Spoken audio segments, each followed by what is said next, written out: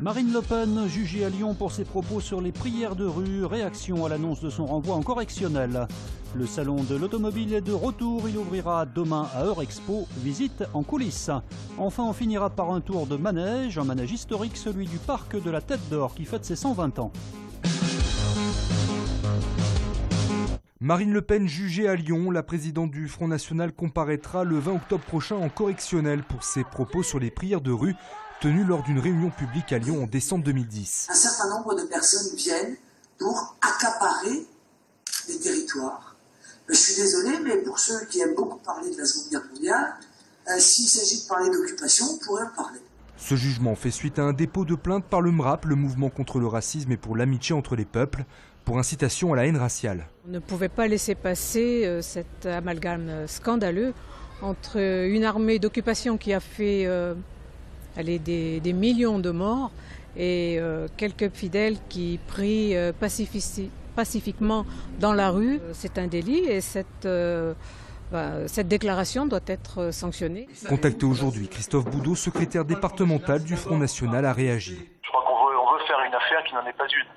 Et puis surtout une affaire qui date de 5 ans, avec une élection qui arrive dans 2 mois. Je trouve que nos compatriotes ne seront pas dupes de cette instrumentalisation de la justice pour Marine Le Pen. A noter que Marine Le Pen a d'ores et déjà déclaré qu'elle sera présente à l'ouverture du procès. Il y a beaucoup de Lyonnais qui sont très fiers d'avoir cette relance des salons automobiles parce que vraiment, Lyon méritait son salon de l'automobile comme les grandes métropoles européennes. Le retour du salon de l'auto à Lyon après 2 ans d'absence, il ouvrira ses portes demain à Eurexpo dans un contexte économique semble-t-il plus favorable. Le marché à fin août montre des signes de croissance avec plus 5%. Aujourd'hui, nous avons 45 marques sur le salon de Lyon.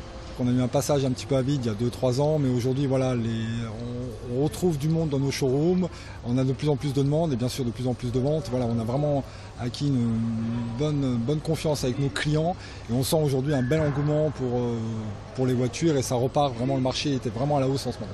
Le salon s'étend sur 30 000 m² plus les pistes d'essai extérieures. Rendez-vous dès demain et jusqu'au 28 septembre. C'est nouveau, depuis mi-septembre, les autotests de dépistage du sida arrivent progressivement dans les pharmacies. Délivrés sans ordonnance, ils permettent de savoir en 15 minutes si l'on a été contaminé par le virus. Mais attention, si on a un doute immédiatement après un comportement à risque, rien ne remplace le dépistage traditionnel par prise de sang, car l'autotest ne détecte pas les infections les plus récentes. Il faudra attendre 3 mois après un contact potentiellement contaminant ou non protégé pour que ce test soit positif. Donc il faut informer les patients de ce délai de 3 mois. Il faut les informer du fait que le petit autopiqueur doit être considéré comme un déchet de soins à risque infectieux et donc devrait être éliminé par la filière pharmaceutique. Si l'on respecte les délais, l'autotest est fiable, on parle d'une marge d'erreur de 1%. Un certain nombre de variables peuvent intervenir, et en particulier la taille de la goutte de sang. Il est impératif d'avoir une goutte de sang de taille suffisante, donc de bien utiliser l'autopiqueur. Mais selon les associations, le prix de cet autotest reste trop élevé. Avoir un test pour vérifier ses prises de risque, c'est bien. Alors, le souci, c'est qu'il reste encore excessivement cher. 28 €, c'est vraiment un prix qui peut paraître exorbitant pour certaines tranches de population, notamment les populations migrantes. On estime en France que 30 000 personnes sont séropositives sans le savoir. L'OL gagnera-t-il enfin à domicile? Les Lyonnais affrontent ce soir le SC Bastia en 7e journée de championnat.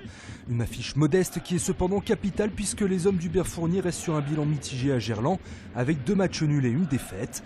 La victoire semble donc obligatoire pour les vice-champions de France qui pointent désormais à la 7e place du classement et qui devront se passer de Mathieu Valbuena touché à un mollet. OL Bastia, coup d'envoi à 19 h.